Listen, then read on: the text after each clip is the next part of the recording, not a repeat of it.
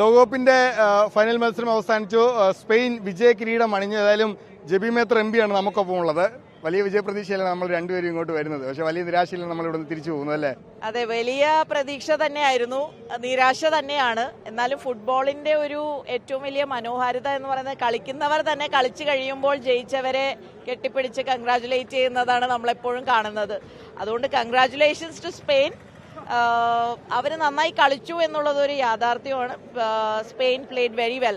പക്ഷേ അർജന്റീനയുടെ ഗോൾ കീപ്പറിനെ പറ്റി പറയാതിരിക്കാൻ വയ്യ. Martinez was superb. ഇത്രയും സേവുകൾ, ഇത്രയും ഒരു നമ്മളൊക്കെ എത്ര തവണ നമുക്കൊരു അറ്റാക്കിന്റെ അടുത്ത് വരെയൊക്കെ എത്തി, നമ്മുടെയൊക്കെ ഒരു ഞെട്ടൽ. പക്ഷെ അതെല്ലാം സേവ് ചെയ്തതൊക്കെ ഒരു ദാറ്റ് ഈസ് ഓൾസോ എക്സലന്റ്. എന്തായാലും കൺഗ്രാറ്റുലേഷൻസ് പറയുമ്പോഴും ഞാനൊക്കെ എപ്പോഴും ഒരു അർജന്റീന ഫാൻ തന്നെയായിരിക്കും.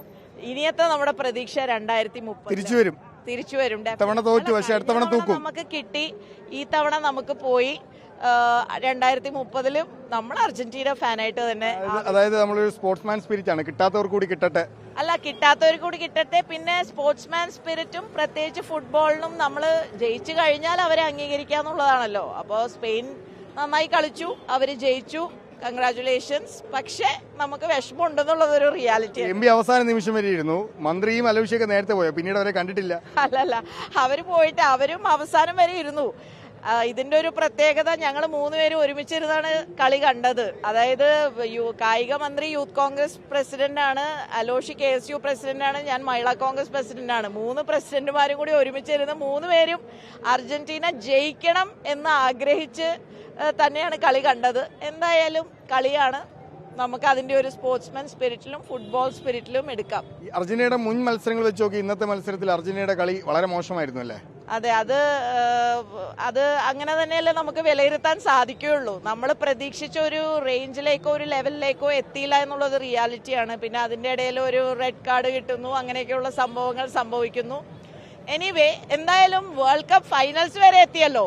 നമ്മൾ ജർമ്മനി എത്ര പെട്ടെന്ന് ഔട്ടായി പോയി, ബ്രസീൽ എത്ര പെട്ടെന്ന് ഔട്ടായി പോയി. അതൊക്കെ അവരെയൊക്കെ വെച്ച് നോക്കുമ്പോൾ ഫ്രാൻസ് വേൾഡ് കപ്പ് ജയിക്കുമെന്ന് പറഞ്ഞിരുന്ന ഫ്രാൻസ് ഇതിൽ വരെ ഔട്ടായി പോയി, ലൂസേഴ്സ് ഫൈനലിൽ വരെ തോറ്റു. അങ്ങനെയൊക്കെ നോക്കുമ്പോൾ അർജന്റീനക്ക് സന്തോഷിക്കാനും ജയിക്കാനും. ടീമുകളുടെ കാര്യം പറഞ്ഞപ്പോൾ ഒരു കാര്യം കൂടി ചോദിച്ചിട്ട്, ഇപ്പൊ ഇവിടെ ആഘോഷിക്കുന്ന ഈ ആളുകളൊക്കെ സ്പെയിന്റെ ആരാധകരാണെന്ന് എം പി കരുതുന്നുണ്ടോ? അത് സ്പെയിന്റെ ആളുകളല്ല, അത് സ്പെയിനിന്റെ കുറച്ചുപേര് സ്പെയിനിന്റെ ആളുകളാണ്. പക്ഷെ കുറെ പേര് എന്താന്ന് വെച്ചാൽ ബ്രസീലിന്റെയോ അല്ലെങ്കിൽ ജർമ്മനിയുടെയോ അല്ലെങ്കിൽ ഫ്രാൻസിന്റെയോ ഒക്കെ, അതായത് സാമ്പാർ മുന്നണിയാണ്. അല്ല, അർജന്റീനയുടെ തോൽവിയാണ് അവർ ആഘോഷിക്കുന്നത് സ്പെയിനിന്റെ വിജയത്തെക്കാൾ കൂടുതൽ.